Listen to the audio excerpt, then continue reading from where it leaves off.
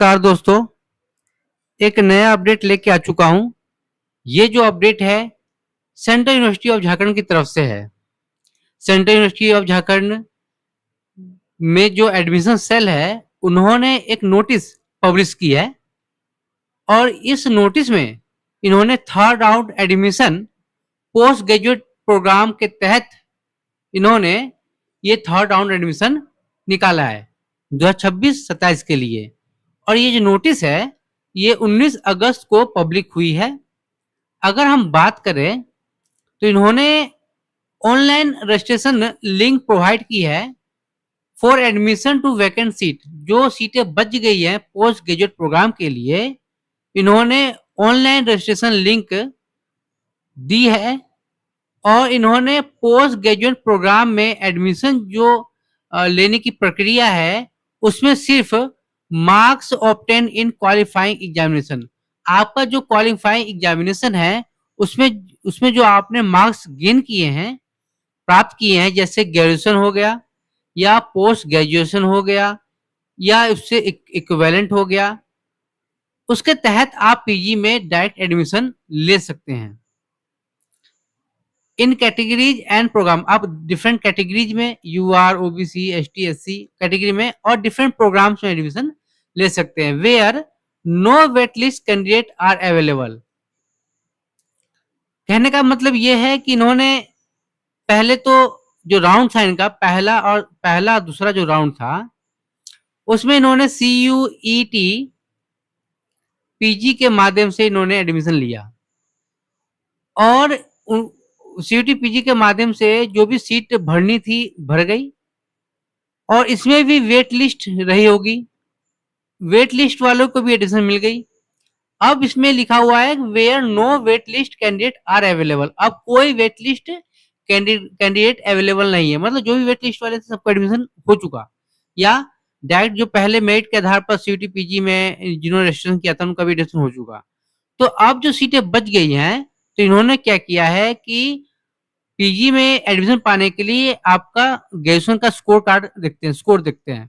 तो इन्होंने क्या किया है कि डायरेक्ट एडमिशन नहीं ले रहे हैं बिना CUET पीजी के और आप डायरेक्ट एडमिशन पा सकते हैं ऑन द बेसिस ऑफ आपका ग्रेजुएशन और पोस्ट ग्रेजुएशन। जो आपका जैसे कि बहुत सारे कोर्सेज होते हैं या डबल आप पीजी करना चाहते हैं, लास्ट कोर्स आपका पीजी ही है, तो उसमें चाहे कोई पीजी कोर्स करना चाहते हैं उसमें आपको मिनिमम क्वालिफिकेशन ग्रेजुएशन है, तो इसलिए यहाँ पे पोस्ट ग्रेजुएशन लिखा हुआ है, तो आप डायरेक्ट एडमिशन पा सकते हैं। अगर आगे बात करें तो इसमें vacant seat information, the list of dynamically update vacant seat will be available on the university website. University website पे जो वैकेंट सीट है वो अवेलेबल है, मैं आगे बताऊंगा उसके बारे में। आगे बात करें रजिस्ट्रेशन कम काउंसलिंग फी नॉन रिफंडेबल, मतलब जो रजिस्ट्रेशन और काउंसलिंग फी है जो इसका पैसा रिटर्न नहीं होगा, मतलब आपने अगर रजिस्ट्रेशन कर लिया तो उसका पैसा रिफंड नहीं होगा।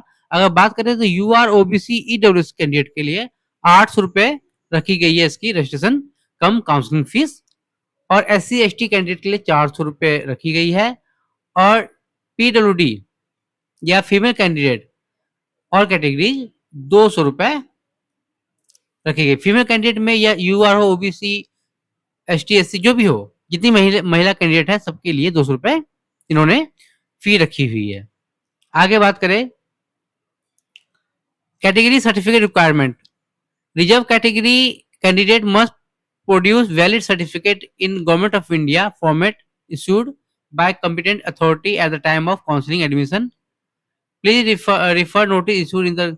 कहने का मतलब ये है कि अगर आप कैटेगरी में आते हैं जैसे कि ओबीसी, ईडब्ल्यूएस, ST SC जो भी हैं, तो जैसे कि ये जो सेंट्रल यूनिवर्सिटी ऑफ झारखंड एक सेंट्रल यूनिवर्सिटी है, तो यहाँ पे जो कैटेगरी के फॉर्मेट लगेंगे वो गवर्नमेंट ऑफ इंडिया के तहत जो फॉर्मेट है वो लगेंगे। और जो कॉम्पिटेंट अथॉरिटी है, कॉम्पिटेंट अथॉरिटी की हम बात करें तो इस केस में सेंट्रल गवर्नमेंट के यूनिवर्सिटी में जो मिनिमम कॉम्पिटेंट अथॉरिटी होती है वो SDM या SDO दोनों एक ही होते हैं, नाम बस है अलग अलग, दोनों एक ही लेवल है।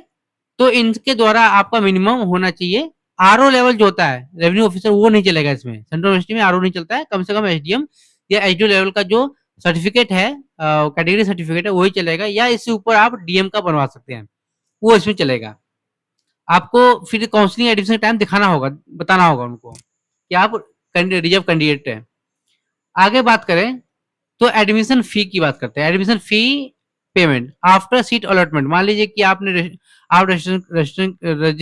रजिस्ट्रेशन का है आपने, आप एडमिशन लेने गए, तो मान लीजिए आपको सीट अलॉट हो गई, एडमिशन हो गया, तो कैंडिडेट विल रिक्वायर टू पे जितनी भी एडमिशन फी है, जितना आपके कोर्स में फर्स्ट सेमेस्टर का लगेगा, वो आपको पे करना पड़ेगा ऑनलाइन मोड, चाहे वो डेबिट कार्ड हो, क्रेडिट कार्ड हो या नेट बैंकिंग के माध्यम से। ठीक है। आगे बात करें सुपर न्यूमरी सीट के बारे में, तो no admission will be made against supernumerary seat. Supernumerary seat का मतलब स्पेशली कोटा संबंधित है। कोटा कोटा है, जैसे कि मान लीजिए यूनिवर्सिटी में जो एम्प्लॉय हैं, काम करते हैं, वो अपने बच्चों को करा सकते हैं सुपर न्यूमरी कोटा में। Sport quota, defence quota, single child quota, ये सब आते हैं सुपर न्यूमरी कोटा के तहत, सुपर न्यूमरी सीट के तहत। तो इसमें सुपर न्यूमरी सीट के अगेंस्ट में कोई एडमिशन नहीं होने वाला है। सिक्स बात करें तो before registering candidate must ensure that, registration करने से पहले आपको क्या मद्देनजर रखना है। पहला, they fulfil all eligibility criteria as notice by university. जो भी आपकी एलिजिबिलिटी क्राइटेरिया है उसको आप फुलफिल करते होंगे, तभी आपको रजिस्ट्रेशन करना है। दूसरा, they have pass the qualifying examination. जो क्वालिफाइंग एग्जामिनेशन है, जैसे कि पीजी में एडमिशन कराने के लिए आपको मिनिमम जो क्वालिफाइंग एग्जामिनेशन है वो ग्रेजुएशन है, वो आपके पास होना चाहिए। उसमें आप पास हो चुके होंगे, उसकी आपके पास सीएलसी माइग्रेशन जो डिग्री है या प्रोविजनल है वो होनी चाहिए, क्योंकि वहाँ जमा होती है चीजें। तो ग्रेजुएशन हो गया, पोस्ट ग्रेजुएशन और इक्विवेलेंट एज एप्लीकेबल, जो एप्लीकेबल है वो आपको आपके पास होनी चाहिए।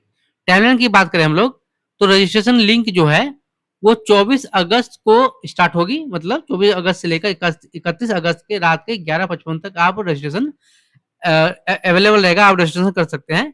रजिस्ट्रेशन आप सोचेंगे रजिस्ट्रेशन क्यों, आप डायरेक्ट जाके एडमिशन करा सकते हैं, नहीं। रजिस्ट्रेशन कराने का मतलब ये होता है कि वहां पे उनके पास रिकॉर्ड होता है, और उसी माध्यम से, उसी रजिस्ट्रेशन के माध्यम से लॉगिन आईडी पासवर्ड मिलेगा, तो उसी माध्यम से आप पेमेंट कर सकते हैं। आप सारे डॉक्यूमेंट को उस पर अटैच करके उनको भेज सकते हैं, क्योंकि रजिस्ट्रेशन में सारे डॉक्यूमेंट मांगे जाएंगे, सारी डिटेल मांगी जाएगी, और उसी के माध्यम से आप पेमेंट करेंगे। जब आप मान लीजिए कि आपने एडमिशन कैंसिल कर दिया, तो रजिस्ट्रेशन समय आपको अपना बैंक का डिटेल देना होता है। जब एडमिशन कैंसिल कराएंगे, तो उसी रजिस्ट्रेशन के माध्यम से वो डिटेल उनके पास जा चुकी है, तो पैसा उसी अकाउंट में रिफंड होगा। तो रजिस्ट्रेशन जो होता है, इसको सामर्थ्य पोर्टल पे रजिस्ट्रेशन होता है। सामर्थ्य पोर्टल है कि अब तो स्टेट गवर्नमेंट ने भी सामर्थ्य पोर्टल स्टार्ट कर दिया है। सेंट्रल गवर्नमेंट में पहले से सामर्थ्य पोर्टल है, तो उसी के माध्यम से रजिस्ट्रेशन तमाम चीज होती है। तो रजिस्ट्रेशन लिंक जो है 24 अगस्त से खुल जाएगी, और 31 अगस्त तक रात के 11:55 तक आपके पास रहेगी, आप अप्लाई कर सकते हैं। डायनेमिक वैकेंट सीट जो है 31 अगस्त को आपको शो होने लगेगी, जो कि अभी हो चुकी, शो हो रही है। डिस्प्ले और लिस्ट जो कैंडिडेट रजिस्टर्ड होंगे, उनकी जो लिस्ट होगी वो 3 सितंबर को पब्लिश हो जाएगी। और offline document verification counselling of registered candidate, जो भी बच्चे सिलेक्ट होंगे,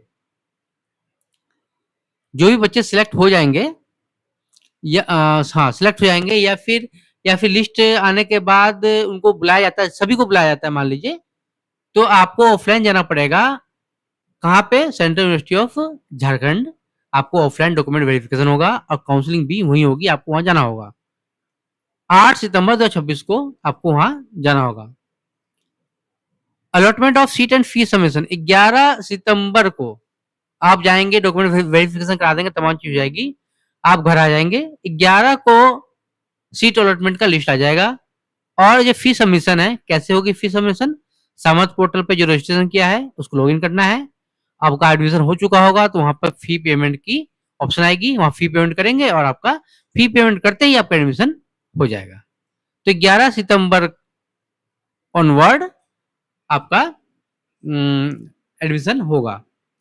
अब आपके मन में कि भाई कैसे एडमिशन होगा, तो ये एडमिशन जो होता है, जब आप जाएंगे, तो अब मान लीजिए कि 3-4 सीट जहां है वहां पर 5 बच्चे, 6 बच्चे, 10 बच्चे चले गए, मतलब सीट से ज्यादा बच्चे चले गए, तो कैसे किनका होगा?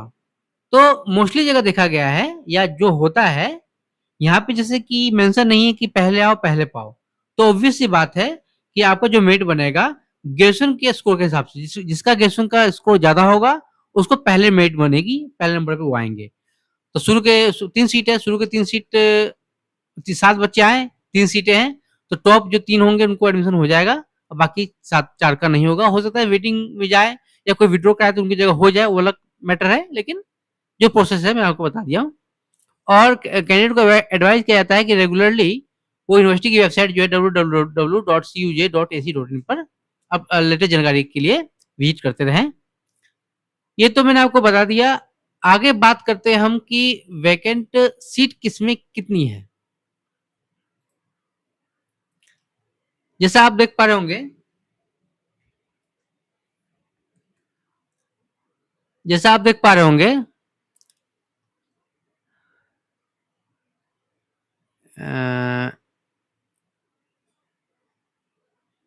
ठीक है, इस पे मैं हाँ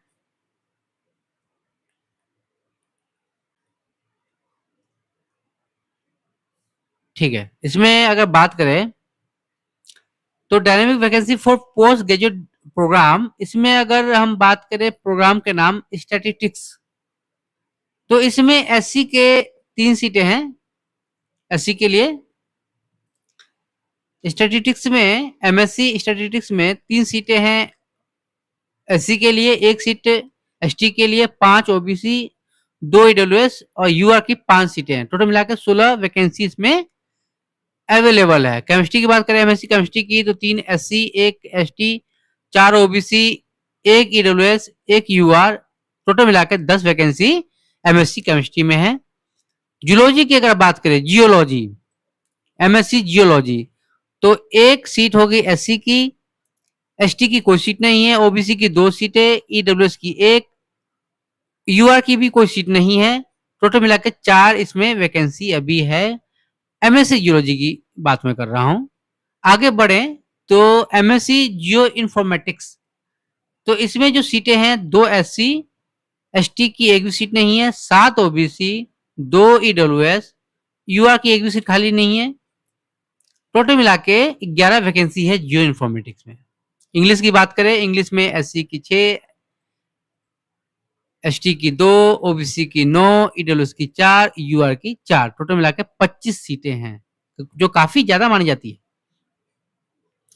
political science with specialisation in international relation, तो इसमें सिर्फ बात करें ओबीसी की 1 सीट खाली है, ईडब्ल्यूएस की 3, यूआर की कोई सीट नहीं है, एससी एसटी की भी कोई सीट नहीं है। टोटल मिलाकर 4 वैकेंसी यहाँ अवेलेबल है। पब्लिक एडमिनिस्ट्रेशन की बात करें, 4 SC, 2 ST, 8 OBC, 3 EWS, 10 UR की सीटें, टोटल मिलाकर 27 सीटें हैं।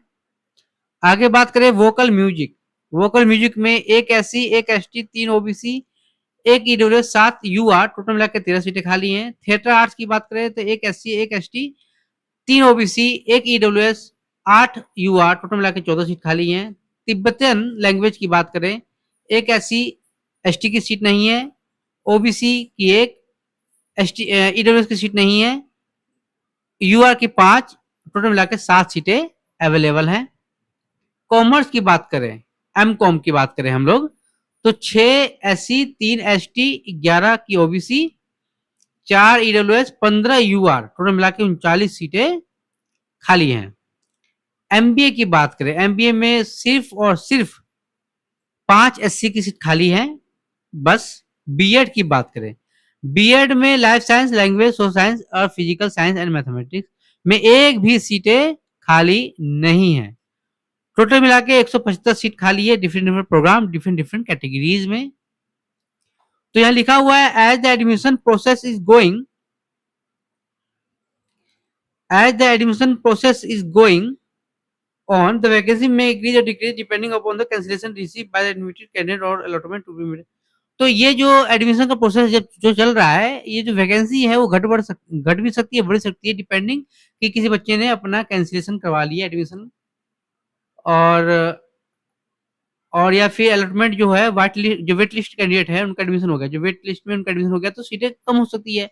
कैंसिल किसने करा दिया तो एडमिशन सीटें बढ़ सकती हैं। तो आपको मैंने ये डिटेल आपको बता दी किसमें कितनी सीटें हैं, ठीक है। तो मान लीजिए किसी आप में से कुछ चिंतित होंगे कि भाई मेरे कैटेगरी में तो सीट कम है, तो आप अपने सीट, आप तो मान लीजिए आपके कैटेगरी में सीट कम है लेकिन यूआर में भी सीट है, तो आप अपने सीट पे तो जा ही सकते हैं, साथ में अगर चाहे आपका स्कोर अच्छा है तो आप यूआर के लिए भी आपका एडमिशन हो सकता है। आप ओबीसी में ही रहेंगे लेकिन आपका एडमिशन यूआर में हो जाएगा। तो आप इसका फ़ायदा उठाएँ, काफ़ी सीट खाली हैं। अगर देखा जाए इसमें टोटल सबसे ज़्यादा मास्टर्स एमकॉम में सबसे ज़्यादा सीट खाली है, जो कि 39 सीट खाली है। उसके बाद पब्लिक एडमिनिस्ट्रेशन में, इंग्लिश में, इस समय सीटें काफ़ी ज़्यादा है। उसके बाद स्टैटिस्टिक्स में, इसमें सीट खाली बहुत ज़्यादा खाली सीटें हैं। आप इसमें चाहे तो एडमिशन करा सकते हैं और दूसरी बात इसमें एडवांटेज ये है कि आप डायरेक्ट एडमिशन करा सकते हैं जिन्होंने ग्रेजुएशन कर रखा है। तो इसका एडवांटेज है। आप आपके लिए बहुत अच्छा मौका है। अब मान लीजिए किसी कारणवश आपने सीयूटी पीजी का एग्ज़ाम नहीं दे पाया या रजिस्ट्रेशन नहीं कर पाया, कुछ भी तमाम, या मान लीजिए कि आप चाह रहे थे कि मैं कहीं और ना जाऊँ, आप झारखंड, बिहार, बंगाल के इलाके के हैं, लोकल इलाके के हैं, आप चाहते हैं कि मैं दूर ना जाऊँ या कोई लड़का हो या लड़की हो, घर वाले दूर नहीं भेजना चाहते हैं, तो एक अच्छा मौका है, आप डायरेक्ट एडमिशन करवा सकते हैं मास्टर्स में on the basis of your graduation marks. तो मौका अच्छा है, इसको ना छोड़ें। और इससे संबंधित कोई भी जानकारी, कोई डाउट है तो मुझे कमेंट करें, जानकारी मैं दूँगा। इससे संबंधित कोई डाउट होगा क्लियर करूँगा। और आपके नज़र में कोई भी ऐसा फ्रेंड सर्किल या कोई भी रिलेटिव ऐसा कोई है जो एलिजिबल है, इंटरेस्टेड है इस कोर्स को करने के लिए, पीजी कोर्स करने के लिए, उनको ज़रूर ये वीडियो शेयर करें, उनको ज़रूर ये बताएँ और हमसे जुड़े रहें। चैनल को सब्सक्राइब ज़रूर कर लें, शेयर ज़रूर कर लें, लाइक ज़रूर कर लें, ताकि इससे संबंधित हायर एजुकेशन संबंधित या स्कूल से लेकर हायर एजुकेशन तक कोई भी वीडियो, कोई भी इन्फॉर्मेशन आती है तो मैं वीडियो के माध्यम से ज़रूर आपको अवगत कराऊँगा। फिलहाल इस वीडियो में इतना ही, मिलते हैं नई वीडियो, नई जानकारी के साथ। Thank you.